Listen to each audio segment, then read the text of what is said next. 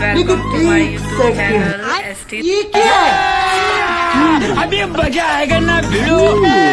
भैया खाना कैसा बना? दीदी एक नंबर दीदी। और कुछ ले गया? नहीं दीदी। बहू ये कौन है? ये तो मम्मी जी वो आज शराब निकाला था तो मुझे कौवे नहीं मिले तो मैं तो कलवे ले आई। पर श्राद्ध किसका निकाला है तूने? मम्मी जी आपका।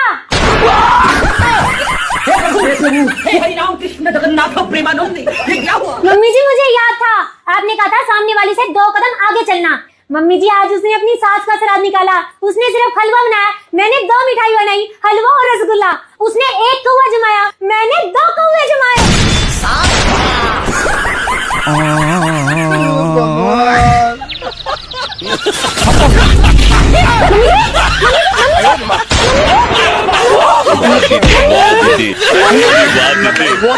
दीदी